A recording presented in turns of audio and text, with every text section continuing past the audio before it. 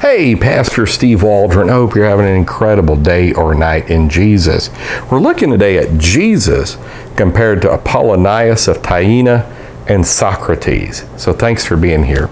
The reason we do this is a lot in academia especially, and some in the new atheist movement, as it's called, would try to say, oh, Jesus is just like Apollonius of Tyena and Socrates. Socrates died for what he believed in.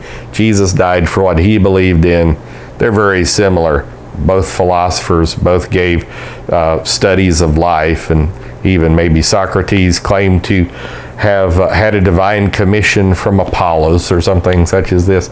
And Apollonius of Tyena was a Neo-Pythagorean philosopher, but also a miracle worker that was in Cappadocia, very similar to the time Jesus was in Galilee and Israel doing his teaching and seeing miracles. So, well, are they similar things? Are they the same thing? I've often thought that maybe Apollonius of Tyena especially was kind of like a satanic counterfeit or counterpoint to Jesus, God in flesh in the Holy Land.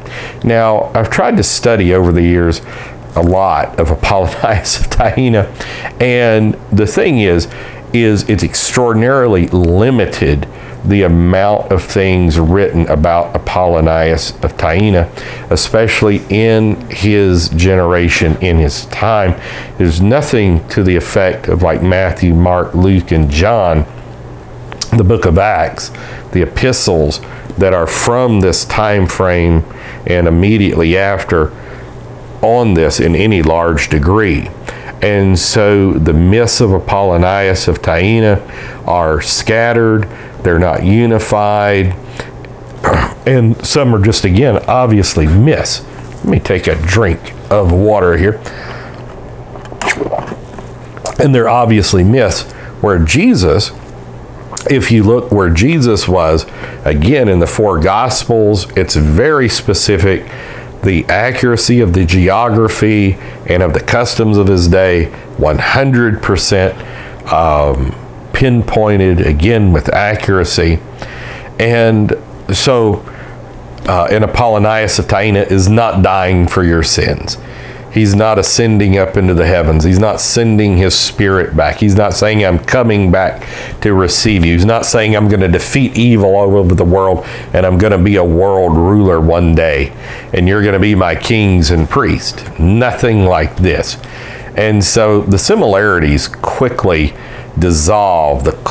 The closer you get to examining them, they just kind of melt away, any of the similarities.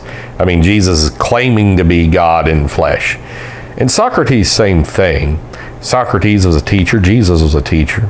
Socrates held firm to his beliefs and died. So did Jesus. Socrates wasn't God. He didn't claim to be God. He didn't teach the things, the eternal things, to the extent Jesus did.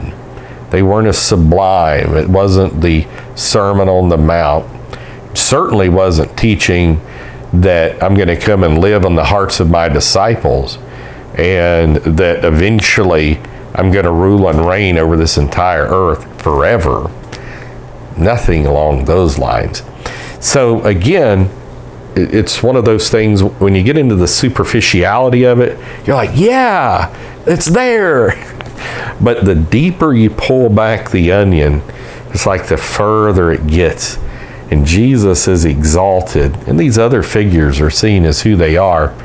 Some mixture, especially in Apollonius' point, of mythology and muddled history with maybe some type of satanic miracles, put in. Instead of miracles done by God, he came to deliver people from the devil and do good. And then Socrates, the difference is night and day. So Jesus reigns supreme. God bless you. We love you. Bye-bye.